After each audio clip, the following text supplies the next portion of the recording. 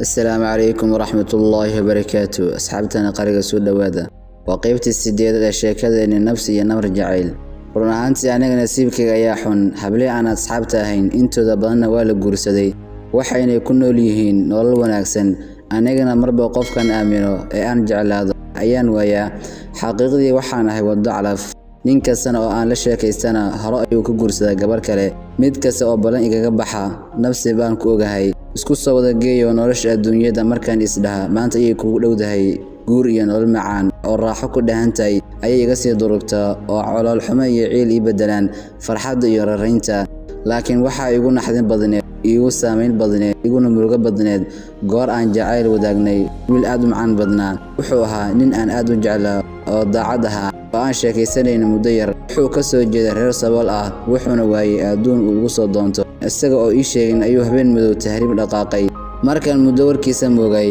ayaan maqlay inuu ku dhintay badda u dhaxaysa Liibiya iyo Italy qisadiisana waxay ahayd tii igu yaabka badneed walow uu jiray wiil kale oo isna dhintay iyadoo sheeko noo socoto laakiin wiilkaasi wadnaha istaagay macallin uu ahaan jiray waxaan oran karaa inanka biyaha badda ku dhintay daraadii ayuu safarka u galay sababta geeridiisana waxbaan ku leeyahay sidaan qiyaasayo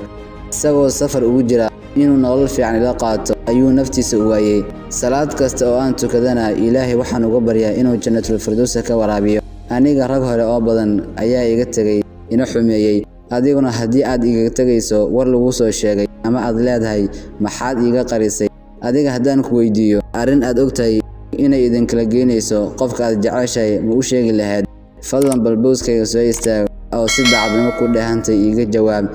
maxaan galabsaday maxaa la igu nacayaa adigoo wax xumaan ah ma igu aragtay maxamed amiin ayaa yiri waxaan kugu jawaab ma aqaan ana hadda ayaan ka tagayaa dibna ima arkaysid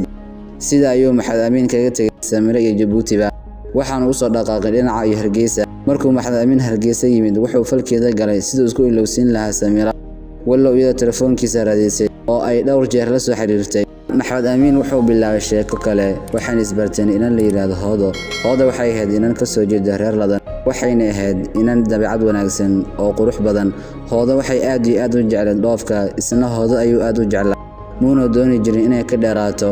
hoodo inta badan waxay tagi jirtay Addis Ababa oo qad uga socday waxayna ku guul daraysatay dhowr goor oo hore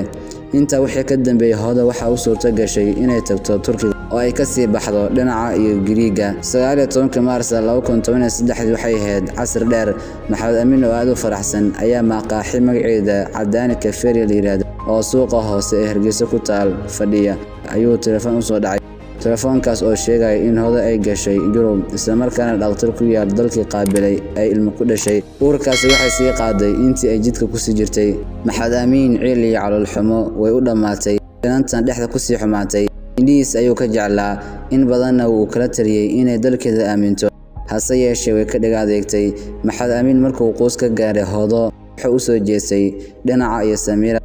waxaanu dareemay in uu nafsi qaatay 28 Febraayo 2014 Samira waxaa dhacay meherkeedii markuu maxamed amiin Samira la soo xiriiray waxay Samira u sheegtay in ay goortan xaastay in badanna ay ka dhur sugtay oo ay soo garaacday bal inuu carada ka soo laabto maanta oo ku aadan 12 bisha 7 2015 Samira waxay degan tahay guri ku yaal xaafadda la yiraahdo Sesta oo ah xaafad dhiga ku haysa badda Sesta guri qabow badan oo muraayadiisa banaanka laga arko biyaha badda isla markaana ay soo gaarayaan dharbaaxooyinka iyo mawjadaha badda ee xambaarsan nicawda macaan iyo udugga badan